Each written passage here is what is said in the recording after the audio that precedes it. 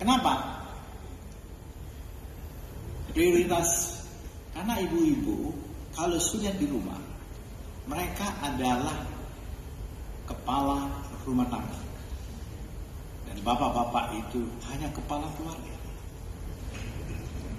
Yang menentukan segala sesuatu ada dan tidak ada dan belum ada dan harus diadakan itu ibu-ibu. Dan itu berdasarkan prioritas. Itu di dalam rumah. Tapi kalau di luar rumah, jangan diberikan kebebasan itu. Ya. Jadi itu penting. Jadi priority is a must, and priority is belong to family. Senang kan Bu ini? Betul nggak Bu? Jadi kebijakan harus berbasis data. Kenapa harus berbasis data? Ini akan menempatkan data sebagai jantung dari pembangunan, dan pembangunan itu adalah kebutuhan dan priority. Jadi bukan keinginan dan priority, tapi kebutuhan dan priority. Sehingga dia bisa diimplementasikan, melahirkan strategi sedemikian rupa, dan mudah-mudahan menghasilkan program yang kita kehendaki. Saya menaruh harapan dan saya salut pada BPS yang mulai mengajak. Tadi saya tanya sama Dr. Margo tadi, ini yang pertama ini Pak, nanti yang akan datang bisa 100. Wah, ini kalau seluruh pimpinan desa, kepala desa di seluruh Indonesia sudah mengerti statistik dengan baik, maka mudah-mudahan mereka semua akan mengerti, akan lebih memahami Ibu Sri Mulyani dibandingkan Bambang Susatyo.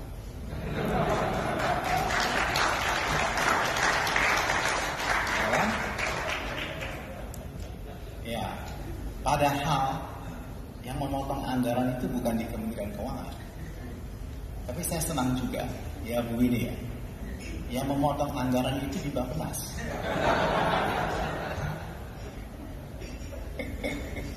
Karena amplopnya itu diberi segitu, ya kan amplopnya begitu sih otomatis harus kita lakukan kan.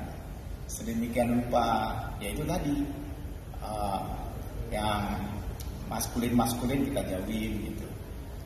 Tapi feminin yang penting kita ambilin, maskulin yang penting kita ambil. Jadi kemarin waktu di Bali, saya waktu pertama kali duduk itu langsung ditembak sama Bu Sri Mulyani. Dia bilang, itu yang motong saya yang kena. Dia bilang, selama ini orang tidak tahu yang motong sebenarnya kita di Bappenas.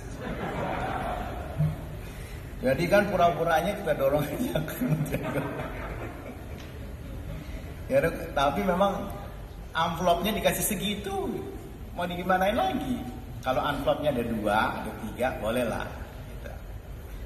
Jadi saya salut sekali Bapak pada BPS, dan ini kalau bisa melibatkan lebih maksimal seluruh desa, para pengambil kebijakan di desa, memahami dengan baik kebutuhan-kebutuhan desanya dan bisa meletakkan prioritas dengan baik.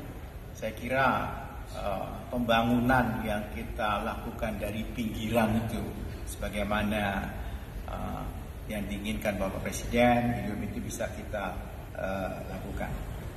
Dan dengan cara Desa Cantik ini, saya kira BPS ingin mendorong, menekan agar literasi mengenai data di desa itu bisa ditekan. Tadi juga disampaikan oleh Pak Kepala BPS terkait dengan monograf desa. kami di Bappenas yang memulai itu di beberapa tempat, dan monografi desa itu sewaktu zaman saya mahasiswa, monografi desa itu ditaruh di papan tulis, ditulis pakai kapur, jumlah penduduk laki-laki, perempuan yang hari ini meninggal, apa pakai besok di skip lagi, dihapus, tambah lagi, hapus, tambah lagi. Tapi begitu ditanya, kemarin gimana? Gak tahu. Yang minggu lalu mana Pak? Wah, sudah saya hapus. Sampun kulo busek. Sudah saya hapus. Waduh, itu hebat dulu pakai papan tulis. Kita tahu real time hari itu, tapi kita tidak tahu berapa. Gitu. Lalu kemudian ada bahasa kira-kira. Ya kira-kira ditambah kurang, tambah kurang. Kira-kira terus ilmu kira-kira itu berkembang dengan pesat di desa. Dan sampai kemudian ilmu kira-kira itu mengalahkan statistik. Dan kira-kira itu kemudian juga menjerumuskan kita dalam hal berapa jumlah luas sawah produktif. Kira-kira ya Pak ya. Kira-kira kalau ini gini. Terus kita juga kan pakai metode apa? SIC. Itu sebenarnya mengikuti teorinya kearifan desa. Kira-kira. Tapi ketika kemudian sudah mulai ada KFA, ya mulailah rasionalisasi itu dilakukan. Baru kita tahu bahwa jumlah luas sawah itu ternyata yang lalu termasuk luas atap genting, ya kan? Baru kita tahu ternyata jumlah pupuk yang disubsidi bertahun-tahun bertambah-tambah cuma untuk memberikan pupuk ke atap genting. Bayangkan subsidi itu entah kemana larinya.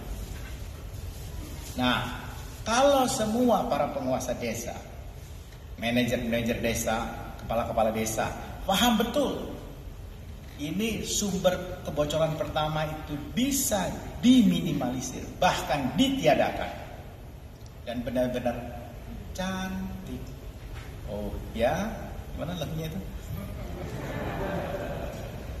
Nah itu luar biasa Pak, luar biasa sekali. Penghematan yang akan kita lakukan dari desa itu luar biasa. Kita akan tahu persis kayak tadi saya sampaikan. Bayangkan perlu pertambahan luas sawah untuk ditanamnya di atas genting. Sekarang kita sudah bisa kurang. Pertambahan jumlah pupuk dari tahun ke tahun ternyata memupuki genting. Nah, sekarang kita bisa tahu berapa sebenarnya dan berapa tingkat konsumsi kita. Akibatnya, karena data itu menjadi elit dan data itu menjadi sesuatu yang hanya dimiliki oleh beberapa orang, maka pasar beras di Jakarta itu menjadi penentu seluruh harga beras di Indonesia. Sekarang itu harus tidak boleh lagi. Ya. Dan gak bisa lagi kita pakai ilmu kira-kira. Nah, saya kira ini kalau udah tahun depan udah 100, kemudian 200, 300, seluruh desa-desa di Indonesia itu menjadi desa cantik, maka pemborosan itu akan terminimalisir, dan kemudian benar-benar perencanaan pembangunan yang berdasarkan data itu tersedia dengan baik dan benar-benar berdasarkan kebutuhannya maskulin dan prioritasnya feminin. Penting itu disebut. Ya.